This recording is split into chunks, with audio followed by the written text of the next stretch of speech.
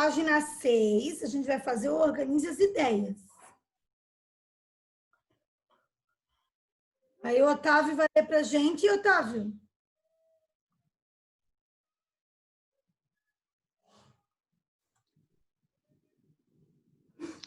Prof, se o Otávio eu posso ler? Posso ler? Pode. Cadê o Otávio? Pera, eu vou ver aqui na câmera. Tá. Só um minuto, prof. Estou esperando, não tem problema. Nós estamos com pressa. Tá tudo tranquilo. Ah, tá, ele tá então. Tudo tranquilo. Ô, prof, é para eu ler Organize as Ideias? O que está em verdinho, o texto do lado da imagem ali de Ícaro. Tá bom. Segundo a mitologia grega, Ícaro e Dédalo eram mantidos como prisioneiros no grande labirinto do rei Minos. Apesar de Creta, que o próprio Dédalo vivia construindo para o rei. Apesar de não conhecer a saída de sua própria construção, Dédalo era conhecido por ser notável em engenhosidade e confeccionou habilmente 2 pares de asas de plumas unidas por cera, uma para si e outra para o filho, que lhes permitia fugir de Creta. Dédalo advertiu o filho para que não voasse próximo mais do sol, que o seguisse de perto e evitasse traçar seu próprio caminho. Desnecessário dizer, Ícaro ignorou os conselhos do pai e foi voando cada vez mais alto no céu. No entanto, quanto mais perto ele chegava do sol, mais quente a cera se tornava, até que derreteu e não pôde mais bater asas, despencando no mar. Ainda existe uma ilha chamada Ícaro, situando na área do Mar Egeu, conhecida como Mar Ícaro, o local onde se acreditava que Ícaro caiu há milênios. O local onde Ícaro caiu. Então, vocês sabem que lá no ensino médio, na primeira série do ensino médio, eu sou professora de filosofia deles também. E a gente fez uma atividade em filosofia que eles tinham que escolher uma obra de arte que representava eles. E trazer essa obra de arte, compartilhar a tela e falar por que essa obra de arte representava essa obra de arte que os representava. E teve um aluno que trouxe essa obra de arte de Ícaro, né? E foi bem legal, porque ele falou dessa questão das asas. E aí ele escolheu essa imagem porque ele falou que nós temos asas e podemos voar muito alto, onde nós quisermos. Mas nós temos que ter muito cuidado. Então, Ícaro tinha que ter cuidado para não voar tão alto, enfim, vamos dizer, essa questão ética, desse cuidado até onde nós podemos ir, o que nós podemos fazer e o que nós não podemos fazer.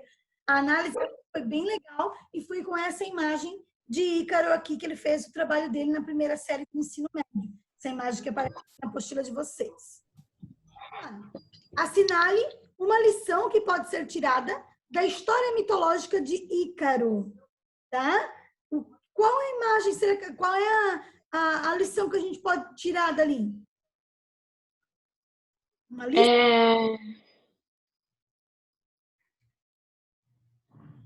É importante saber quais são os limites de seus atos. Isso mesmo. É importante ser humilde e saber quais são os limites de seus atos. É a letra E. O que é importante a gente saber é que toda a questão mitológica dos gregos, tá? E não só dos gregos, toda a mitologia que permeavam os gregos, que vão permear os romanos, ou a mitologia nórdica, ou a mitologia egípcia, que nós já falamos, toda a questão mitológica servia para explicar o mundo, para explicar a sociedade e para trazer ensinamentos também, né? Principalmente no quesito para as crianças, né? Então, se usava a mitologia para explicar para eles o surgimento de tudo e as relações que a gente tem que ter no dia a dia, de respeito, de humildade, ética. Então, a mitologia servia, sim, como explicação do mundo no qual estamos vivendo. Eles viviam, né? No caso. Bem, outra característica importante, então, do mundo grego, para nós, daí, são as Olimpíadas. Muito bem, tá? O que é importante a gente falar? Os primeiros Jogos Olímpicos, o objetivo deles era homenagear os deuses, principalmente Zeus. Olimpíada vem de Olímpia, porque a primeira, onde foi feito os primeiros jogos, era na cidade de Olímpia. Por isso, Olimpíadas. Quando os jogos aconteciam, eles aconteciam também de 4 em 4 anos. E quando eles aconteciam, havia uma trégua nos conflitos. Então, se tivesse qualquer conflito acontecendo, qualquer guerra, havia uma trégua enquanto aconteciam os conflitos e depois eles continuavam os conflitos novamente, depois das Olimpíadas, né? As primeiras provas olímpicas eram as corridas, que eram chamadas de dromos, tá? Então, o atletismo era muito... Tá? As corridas de biga e de quadriga. Então, a biga é com 2 cavalos e a quadriga com 4 cavalos. Pentathlon, né? Que era o salto, lançamento de disco, lançamento de dardo, corrida e luta. Eles tinham uma luta que parecia um boxe, tá? Lembra muito boxe hoje. Eles tinham uma luta que parecia um vale-tudo, ou seja, não podia acontecer, né? Então, eram os principais... A luta vale tudo, que era o perigo de verdade, porque os caras, tipo, teve gente que quebrar o pescoço nessa história. Os caras tentavam dar um mortal pra desviar e bater cabeça e morria. Então, vale tudo, como a gente tem hoje, já tinha lá na Grécia Antiga. Lembra que eu disse para vocês, quando o Império Romano, a gente vai estudar o Império Romano depois. Também tinha as corridas equinas. Isso, de cavalos, né? Sim. Olha só, gente, nós vamos estudar nossa próxima unidade, ela nós vamos falar dos romanos. Os romanos também vão ser politeístas, mas depois os romanos vão se tornar cristãos. Quando eles se tornarem cristãos, eles vão proibir as Olimpíadas, porque as Olimpíadas é uma homenagem aos deuses, principalmente a Zeus, certo? Então, eles vão proibir as Olimpíadas. Eu corria no santuário lá de Zeus. Isso. As Olimpíadas só vão voltar em 1890, no século XIX. Nossa! Com o Império Romano, vai ficar por séculos, tipo, esquecida as Olimpíadas, não vai rolar mais. E lá em 1890, com o barão de Pierre de Coubertin, o barão de Coubertin, ele retoma as Olimpíadas no século XIX, certo? Então, As homenagens aos deuses. ficamos sem Jogos Olímpicos, né? Então, olha só, olha quando que elas foram suspensas, né? Em 393, com o imperador Teodósio, um imperador romano.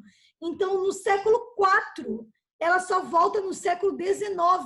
Então, olha só, século V, VI, VII, VIII, IX, X, tá? Ou seja, 600 anos, né? Depois passou-se mais 8 séculos, né? 8 mais 6, né? Ou seja, eles ficaram muito tempo sem... 14 séculos. 14 séculos. 14 séculos. 1.400 anos sem Jogos Olímpicos, tá? Então, ficamos... Portal de entretenimento de matar os amiguinhos. Sem Jogos Olímpicos, né? E aí aqui fala de uma pesquisa, certo? Essa pesquisa é para falar da tocha, mas eu vou explicar para vocês, não precisa fazer pesquisa, vou contar a história para vocês. Porque eu já ouvi a história. Eu já tava entendendo já. Olha só, o Titã, né? Vocês sabem que antes dos deuses tinham os titãs, né? Que foram derrotados. Então, um dos titãs, ele roubou o fogo de Zeus. Quem tinha o fogo era Zeus. Ele roubou o fogo de Zeus e entregou para os humanos. Imaginem vocês que coisa legal que ele fez, né? Roubar o fogo de Zeus e entregar para os humanos. Zeus ficou assim extremamente feliz com ele, só que não. Então, o que acontece? Zeus deu uma punição para o titã Prometeu. O nome desse titã era Prometeu. Qual era a punição dele? Ele ficou preso numa rocha, certo? Todo dia o fígado dele ele era comido por uma águia. Aí, à noite, Zeus reconstruía o fígado dele e no outro dia a águia comia o fígado de novo. Naquela noite, Zeus reconstruía o fígado, no outro dia a águia, ou seja, ele ficou amarrado. Mas a águia ia lá e abria a barriga dele ou o fígado dele já era para fora? Sim, Aí não tem o registro, só fala que o Zeus reconstruía o fígado e no outro dia a águia comia. Isso ele ficou para a eternidade.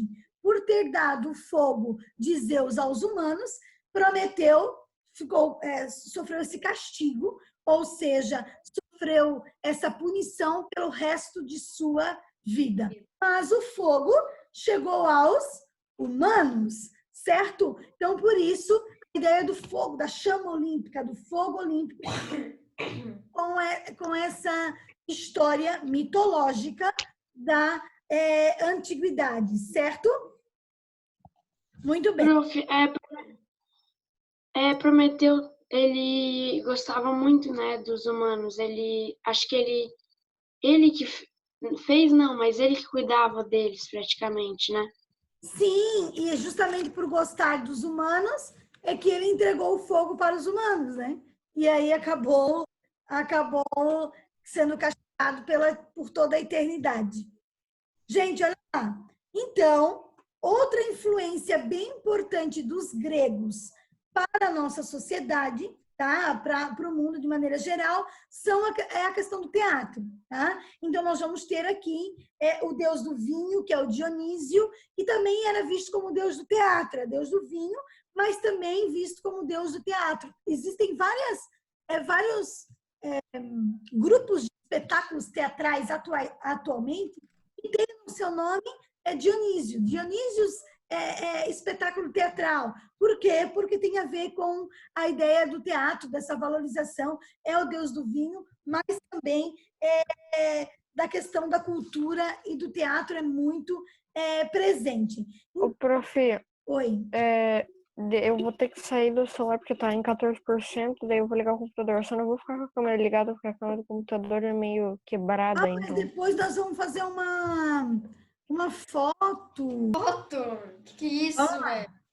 Então, o teatro, gente, tá? Essa valorização do teatro é muito importante. Vocês sabem que os gregos, eles construíam anfiteatros.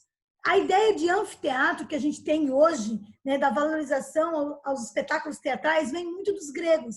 Eles construíam anfiteatros de forma circular. Então, é bem interessante. Tudo ficava no centro, como um palco, como um circo hoje, né?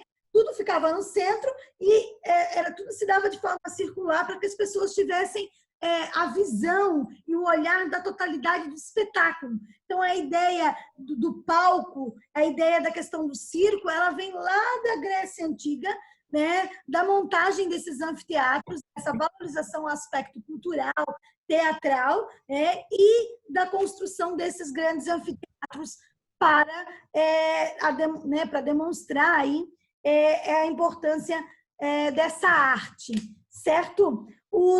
Então, as encenações eram feitas por pessoas, geralmente, quem participava do teatro eram homens, tá, gente?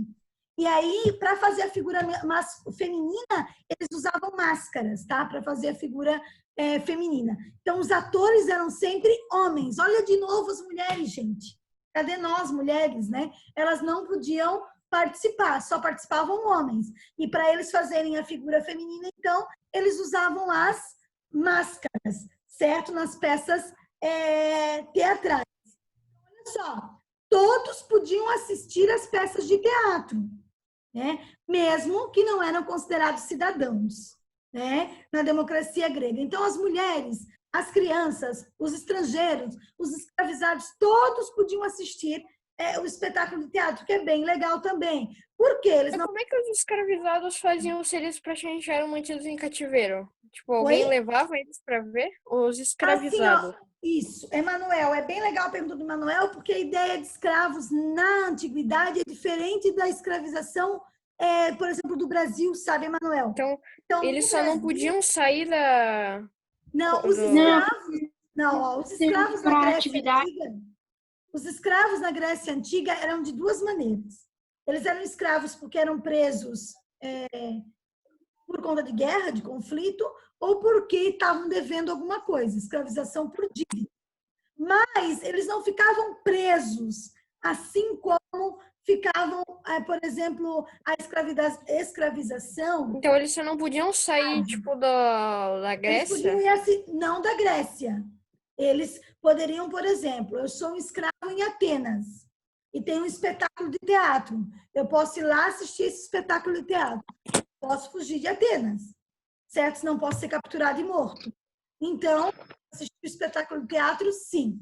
Né? Então, é diferente, por exemplo, não tem a ideia... Quando a gente pensa em escravo no Brasil, a gente lembra da Casa Grande, a gente lembra da senzala, a gente lembra das correntes, a gente lembra de como eles apanhavam, é diferente. A escravização na antiguidade não era igual à escravização depois na modernidade. Então, os escravos na antiguidade, eles tinham, de certa maneira, vamos dizer assim, eram escravos, né? Mas, de certa maneira, mais liberdade, no sentido de não serem acorrentados, né? Então, eles sabiam que eram escravos. É igual a gente assistir aquele filme Os 10 Mandamentos, tá? Que mostra a escravização egípcia. Lá da Record, lá. Os egípcios escravizando o povo hebreu. Pode ver, o povo hebreu, lá nesse período, ele também... Prof, coloquei, é só você deixar eu entrar ali. Mas eles trabalhavam, certo? A escravização era ligada ao trabalho. Eles trabalhavam muito, mas eles não são acorrentados, eles não são presos, né? Então, é diferente a ideia de escravização da antiguidade para a época moderna, né? Da nossa sociedade. Entrei, prof. Oi? Entrei. Entrou? Entrei. Ó, então foram criados dois tipos de espetáculos teatrais, certo? Dois tipos de espetáculos teatrais. A tragédia e a comédia. Então, sempre a palavra tragédia significa o canto do bode, ou seja, né, a questão da tristeza, do desespero, aconteceu uma tragédia. Ou a palavra comédia, que significa festa, ou seja, o fazer rir, né? Então, haviam dois tipos de espetáculos teatrais dentro do mundo grego. Tragédia e comédia. Correto? Então, ó, tragédia. A luta corajosa de um herói e o seu final é trágico, é infeliz. Certo? E a comédia é para satirizar, para ser engraçado, né? Os estadistas, os intelectuais, eram uma sátira. A sátira é quando eu faço uma crítica, mas eu uso humor. Então, uma sátira é quando eu faço a crítica de algo, mas eu uso humor para isso. Certo? Olha o que eu falei para vocês, os grandes teatros ou os anfiteatros que estão ali na página 8. Depois, se vocês entrarem no RA, é bem legal para ver. Depois, quando terminar a aula, entrem lá, usem o RA para ver aqui esse teatro. Então, lembra de forma circular, o espetáculo se dá aqui embaixo.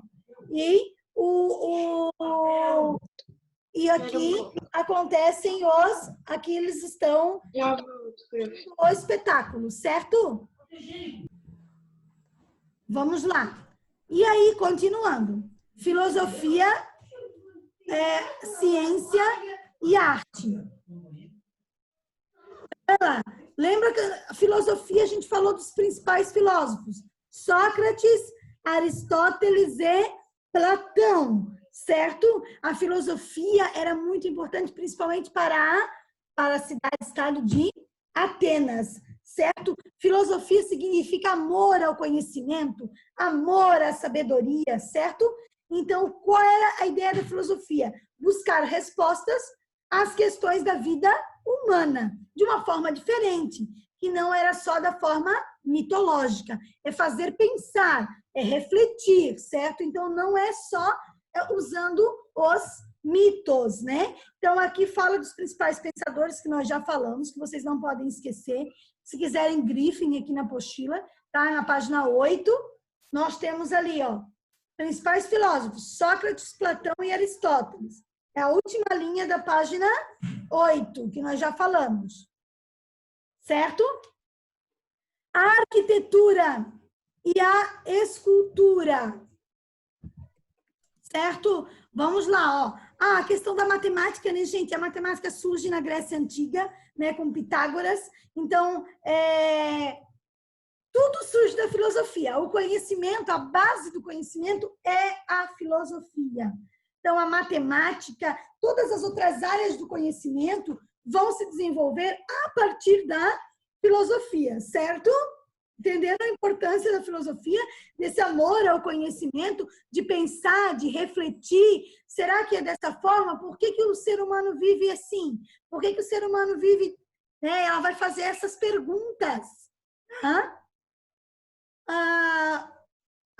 Prof, a tela tá tudo preta, eu não consigo ver nada. Pra mim tá de boa. Nem ouvi Pra mim tá nada. normal. Tenta Pra mim tá... sair, ô Henrique, a tua pausa aqui também tá toda preta, tá, Henrique? Ô, prof, E entrar de novo, Henrique. pra mim tá estranho. Tipo, a Laura tá aqui, só que daí tá a Laura. E do outro lado tem uma Laura, só que tá com o nome de Henrique. Tá travada. Isso é muito estranho. Agora voltou pro Henrique. Agora voltou pro Henrique, ó. Deu certo, Henrique? Ó, então, gente, a arquitetura e a escultura, tá, gente, grega, eu já disse para vocês que havia uma valorização muito grande do aspecto físico, certo? A ideia de corpo perfeito, tá? Isso é muito importante para os gregos, principalmente os espartanos, tá? Mas a ideia das esculturas gregas, as esculturas gregas valorizam muito essa questão do corpo, certo? Dessa valorização do corpo. Isso é muito importante. Escuta, gente, eu vou deixar uma tarefa para vocês, que é o seguinte: vocês vão pesquisar a história de Arquimedes, tá? Que é bem legal, né? E a importância dele para a próxima aula. Então, a história de Arquimedes e a importância dele para a matemática aí nesse contexto do mundo grego, certo? Então, para a próxima aula, vocês podem usar aqui o RA da página 8, que é bem legal, mas vocês vão fazer a leitura, usar o RA da página 9, página 10, 11 e 12, tá? 9, 10, 11 e 12, certo? E a pesquisa sobre Arquimedes. Prof, mas a 10 não tem. Mas é que é para fazer a leitura, amor. Não, a 10 tem, ó. Medicina, ó. Olha lá. Ó, a pesquisa aqui é o que vocês vão fazer, que é a pesquisa de Arquimedes, certo? E a página 10. A pesquisa de Faz Arquimedes... também a página 10? Isso. A pesquisa de Arquimedes, ó, presta atenção, gente. A pesquisa de Arquimedes, vocês vão fazer essa pesquisa e vai gerar um trabalho, uma nota para vocês. A segunda nota do segundo bimestre. A primeira nota de vocês foi o trabalho que foi a apresentação, correto? E não precisava entregar nada por escrito para a prof. Era só apresentar. A segunda nota do segundo bimestre de vocês vai ser a pesquisa sobre Arquimedes. Vocês vão fazer a pesquisa dele. Depois que eu tiver a pesquisa feita, vocês, né, fiz a minha pesquisa, eu vou fazer uma história em quadrinhos de Arquimedes. Correto? Fiz a minha pesquisa. Sei quem é Arquimedes, o que ele fez, o que ele não fez, enfim. Aí vocês vão criar uma história em quadrinhos de Arquimedes. Certo? O que vocês vão me enviar? Somente a história em quadrinhos com a história de Arquimedes. Então, vocês vão... Prof, a história em quadrinhos pode... Ah, desculpa, a pesquisa pode ser digitada? Não tem problema, tu pode... Porque, assim, a pesquisa vai servir de apoio para você fazer o teu trabalho, Alicia. Então, vocês não precisam nem imprimir. Lê ou no celular ou no computador, baixa ali a história dele, lê a história dele, para poder tu te inspirar e fazer história em quadrinhos dele, certo? Então, o que vocês vão me mandar? A história em quadrinhos de A Arquimedes. gente quer criar uma história em quadrinhos sobre ele. Vocês vão criar, vocês vão ler. O interessante é que você mandou uma história em quadrinhos, que é para sexta, no mesmo dia em que a professora de português mandou uma outra história em quadrinhos que também é para a gente criar. Pois é, mas assim, eu vou dar mais tempo para E vocês. o da professora também é pra sexta-feira. Mas eu vou dar mais tempo para vocês, tá? Vocês podem me entregar. Hoje é quarta-feira que vem. Uma semana sempre para eu dar para os trabalhos, tá bom? Então, a história de quadrinhos de quê? Uma Arquimedes? história em quadrinhos sobre a história de Arquimedes, certo? Vocês vão ler na página 10 da apostila, tem a pesquisa, ó. Com a ajuda do seu professor de matemática, no caso ali, porque Arquimedes era um professor de matemática, pesquise sobre, ali é para falar a solução encontrada por Arquimedes. Qual é a diferença? Que vocês vão pesquisar a história de Arquimedes. O que ele fez, por que ele foi importante, o que ele criou, a história dele. Eu pesquisei, eu li a história de Arquimedes, eu vou, então, construir a história em quadrinhos. O que vocês vão me mandar não é a pesquisa, é somente a história em quadrinhos. Correto, gente? Então, o que vocês vão enviar para a prof é a história em quadrinhos de Arquimedes. Vocês vão enviar foto para a prof da história em quadrinhos. Vou fazer um pedido para vocês. Prof, como é uma história em quadrinhos? Eu vou enviar a foto. Posso enviar pelo WhatsApp? Não tem problema. Mas a gente vai combinar o dia. Então, é quarta-feira que vem. Por quê, gente? Porque a prof recebe muita coisa pelo celular. Aí depois... Mas não é por e-mail que tem que mandar? Não, é isso que eu estou dizendo. Acabando de falar agora. As fotos, certo? De vocês, quem quiser mandar a foto só pelo WhatsApp, a foto do trabalho, como é uma história em quadrinhos, vai poder enviar. Só que eu só vou receber essa foto da história em quadrinhos na quarta-feira. Entendam? Quem mandar por e-mail pode mandar até quarta. Quem mandar a foto pelo WhatsApp somente na quarta. Por quê, gente? Porque a prof tem que abrir. Não pode ficar nenhum aluno para trás. Entendam isso? Então, se a prof começa a receber foto mais foto, não dou conta de corrigir. Por isso que a gente priorizou por e-mail, que para nós é mais fácil, tá ali no e-mail. Eu abro o e-mail e já vejo, tá? Então, preferencialmente por e-mail. Até quando, prof? Até quarta-feira que vem. Quem me mandar a foto pelo WhatsApp, somente quarta-feira. Porque eu sei que quarta-feira é a data da entrega do trabalho. Correto? Entenderam, gente? Ficou claro? Sim, entendi. Então, pesquisa de Arquimedes para construir a história em quadrinhos. Sobre a história dele. Prof, Oi? mas dá pra fazer também uma pesquisa? É porque para tu construir a história em quadrinhos deles, tu tem que pesquisar. Não, tipo, fazer uma pesquisa pra apresentar pra você. Não precisa daí, tá, Ana? É só pesquisar em sobre ele e quadrinhos. fazer... Ah, tá, entendi. Tá? Para sexta-feira, a tarefa é a leitura da página 9, atividade da página 10, 11 e 12. Para sexta-feira, 9, 10, 11 e 12.